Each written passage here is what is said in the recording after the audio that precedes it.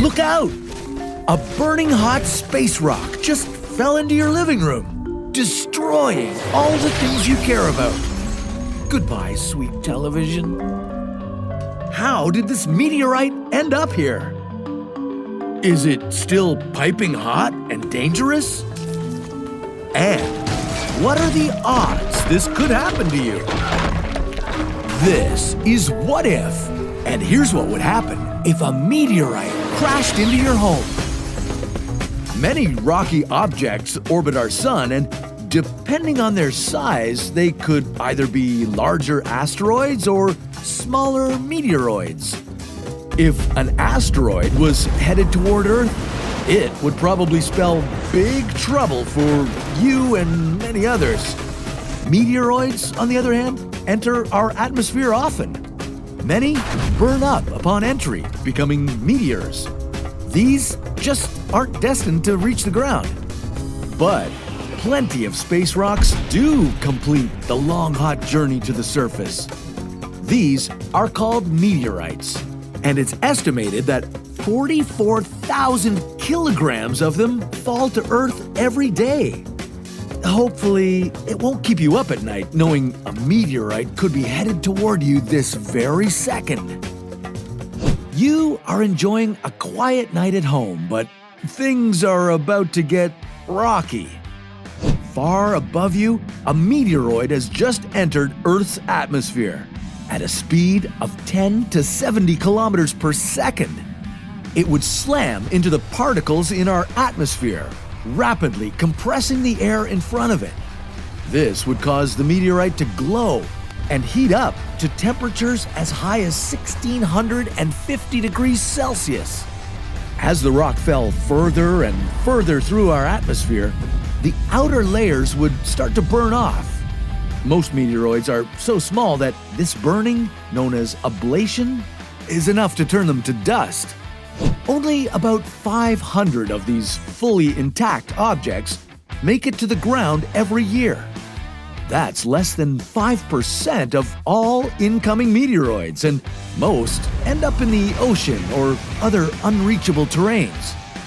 But with a 1 in 840 million chance, you've won the meteorite jackpot. You'd have a better chance of getting struck by lightning or bitten by a shark or both. The meteorite would come in at a low angle, smashing straight through your bedroom window. You'd wake up to the sound of breaking glass, shocked to discover a charcoal gray rock about the size of your fist snuggled up next to you. You'd recoil and nearly roll out of the bed in total shock. That's when you'd finally become aware of the aching pain in your side. Lifting your shirt, you'd notice a nice big bruise, but you'd be amazed that that's all the harm that it caused. Cautiously, you'd go to touch it, assuming the rock is still piping hot from its atmospheric journey. But you'd be surprised to find that it's barely warm. Well, that's because small, rocky meteorites are pretty bad at conducting heat, so as all the outer layers burn away, the core remains cool.